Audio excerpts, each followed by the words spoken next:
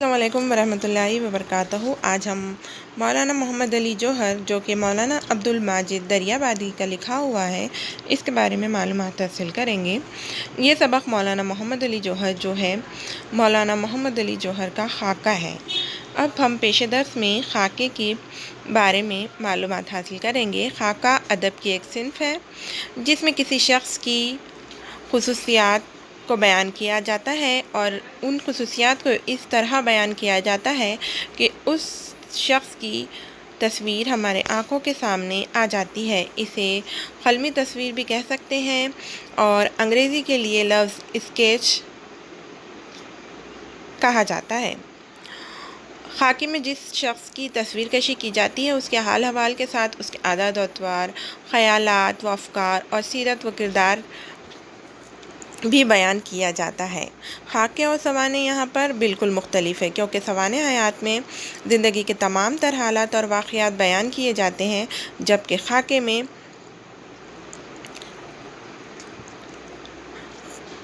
میں اس شخص کے خیالات و افکار کے بارے میں اور اس کی سیرت کے بارے میں، عادات و اطوار اور ان کا حال حوال بیان کرنا ضروری ہوتا ہے۔ اور جس شخص کا خاکہ لکھا جا رہا ہو اس شخص کے بارے میں مصنف کو اس سے واقفیت ہونا بہت زیادہ ضروری ہوتی ہے۔ چلیے اب مصنف کی جان پہچان دیکھ لیتے ہیں۔ محمد عبد الماجد دریابادی جو کہ دریاباد کے ضلع بارہ بنکی میں 1892 میں پیدا ہوئے۔ انہیں ابتدائی سے پڑھنے لکھنے کا شوق تھا۔ انہوں نے لکھنؤ کے کالج سے BA کی سند حاصل کی اور شعر و ادب کے ساتھ ساتھ انہیں فلسفہ اور نفسیات میں بھی کافی دلچسپی تھی۔ ان کا سب سے بڑا اور اہم کام انہوں نے قرآن کریم کا انگریزی میں ترجمہ کیا اور یہ اسلامی تہذیب و تمدن اور تاریخ پر ان کی گہری نظر تھی۔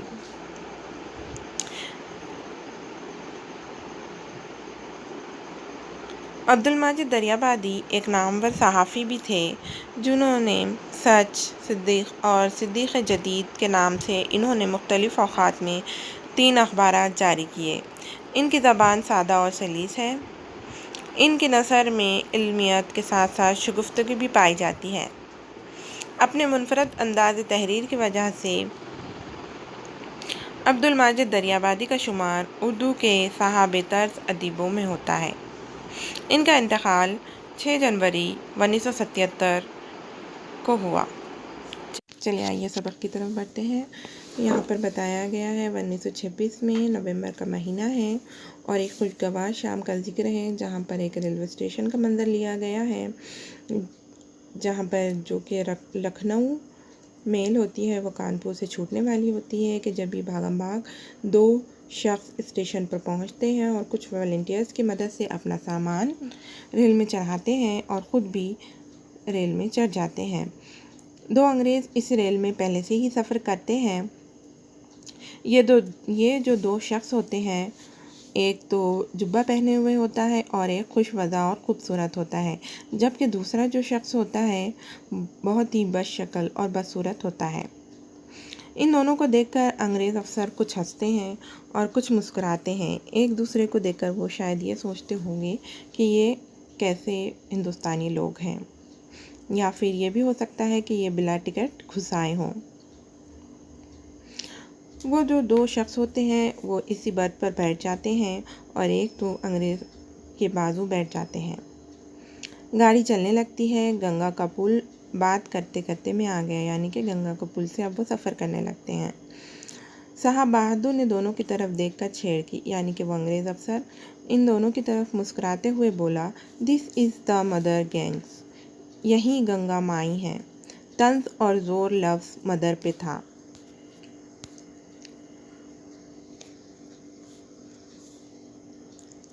پاس بیٹھے ہوئے شخص نے پیالی منہ سے ہٹا کر انگریزی زبان اور انگریزی لہجے میں کہا، "یہ مائی اور موسی اور خالہ کیا معنی؟ اچھا آپ یہ رشتہ لیتے ہیں؟ میں تو جانتا تھا کہ دریا بس دریا ہے۔" یعنی کہ اس انگریز افسر کو پاس بیٹھے ہوئے شخص نے یہ تڑاک سے جواب دیا۔ یہ بے ساختہ جواب پا کر انگریز افسر بہت زیادہ حیرت میں پڑ جاتا ہے، یعنی کہ اس انگریز افسر کو یہ گمان نہ تھا کہ چہرے پر داڑھی اور سر پر پٹھے رکھے ڈھیلے ڈھالے کپڑے پہنے ہوئے ہندوستانی کچھ بھی انگریزی جانتا ہوگا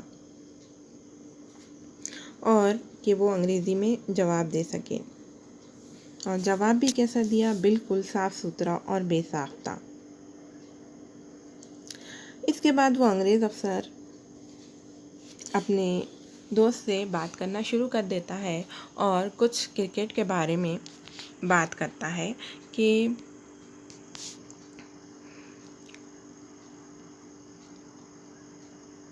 اور ان کے موضوع گفتگو میں ٹیم تھی جس کے کھیل اور مختلف میچ۔ محمد علی تھوڑی دیر تو چپ ہنستے رہے، اس کے بعد نہ رہا گیا، بولے دخل اور معقولات معاف، یعنی کہ ان دونوں کی گفتگو میں انہیں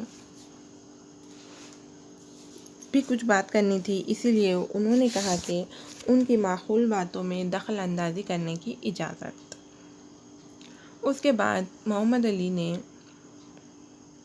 کھلاڑیوں پر وہ لوگ جو بات کر رہے تھے انہوں نے اسے غلط ٹھہراتے ہوئے کہا کہ آپ لوگ یہ جو بات کر رہے ہیں صحیح نہیں ہے، فلاں کھلاڑی میں یہ خوبی ہے اور فلاں میں یہ خرابی، اور اس کے بعد وہ ان کھلاڑیوں کی تفصیل بھی بیان کرتے تھے۔ وہ انگریز صاحب ایک دم حیرت میں پڑ گئے کہ یہ ملا نما انسان کی زبان سے یہ ماہرانہ معلومات سن رہے ہیں، اور اس کے بعد وہ کرکٹ پر آ گئے اور انگلستان کی کرکٹ کی تاریخ بیان کرنے لگے۔ لندن میں، آکسفورڈ میں فلاں سنہ میں بالنگ کے یہ طریقے رائج تھے، گیند کی پچ یوں پڑتی تھی، بیٹنگ یوں کی جاتی تھی، فلاں زمانے میں یہ تبدیلیاں ہوئیں، ہندوستان اور انگلستان دونوں کے زمینوں میں یہ فرق ہے، وغیرہ وغیرہ۔ بولنے والا اب گفتگو نہیں کر رہا تھا، گویا کرکٹ پر انسائکلوپیڈیا کا آرٹیکل سنا رہا تھا،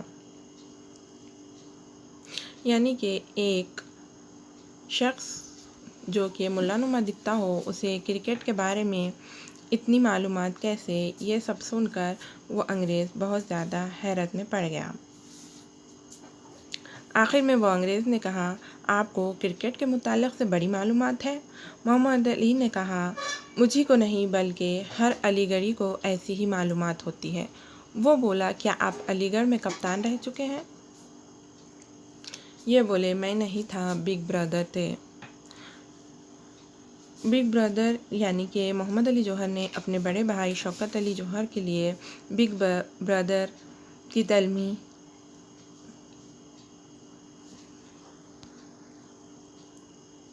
اپنے کانگریس کے ایک خطبے کی صدارت میں چلا دی تھی۔ بس وہ انگریز پر بے ساختہ بولا، یو ٹاک لائک محمد علی، یہ تو آپ محمد علی کی زبان بول رہے ہیں۔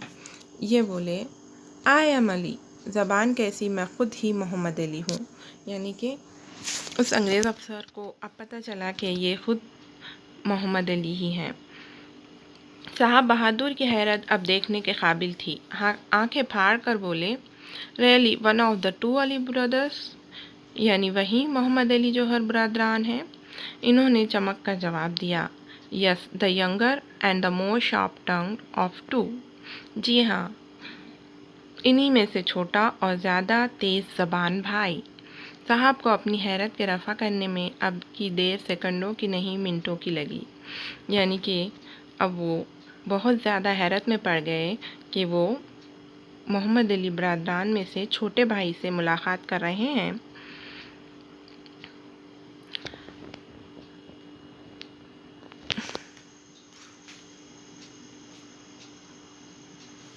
اس کے بعد وہ انگریز افسر بہت زیادہ گھبرایا، جس کی گھبراہٹ دیکھ کر محمد علی نے تھوڑا سا لطف لینا اور ہنسنا شروع کیا اور اس سے کہا، اب گھبرائیے نہیں،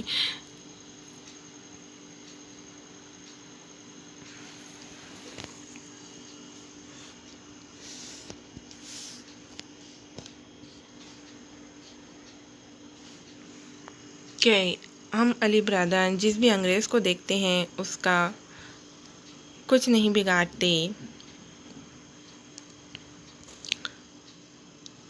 اس کے بعد محمد علی انگلستان میں تقریر کرنے کھڑے ہوئے۔ وقت کل 5 منٹ ملا۔ انہوں نے تمہید اٹھائی کہ میں 6000 میل کے فاصلے سے 30 کروڑ آبادی کی نمائندگی کرنے آیا ہوں۔ اب آپ خود حساب لگائیے کہ ایک ایک منٹ نہیں، ایک ایک سیکنڈ بلکہ ہر سیکنڈ کی کسر میں مجھے کتنی ترجمانی کا وقت ملا۔ حاضرین لٹ گئے اور آوازیں آنے لگی، آپ کہیے جائیے۔ نتیجہ یہ ہوا کہ مولانا 5 منٹ کی جگہ پورے 20 منٹ تک بولے۔ یعنی کہ یہاں پر مولانا کی شخصیت کے واقعہ بیان کیا گیا ہے کہ انگلستان میں وہ ایک جلسے میں تقریر کرنے کے لیے آئے تھے، جس میں انہیں کل 5 منٹ کا وقت ملا تھا، جس میں انہوں نے کہا کہ میں 6000 میل کے فاصلے طے کر کے آیا ہوں اور 30 کروڑ کی آبادی والے ملک کا مجھے نمائندگی کرنی ہے، تو 5 منٹ مجھے کیسے بس ہو گئے؟ تو وہاں پر جو حاضرین تھے انہوں نے کہا کہ بس آپ بولیے، تو انہوں نے 5 منٹ کی جگہ پورے 20 منٹ تک بولتے رہے۔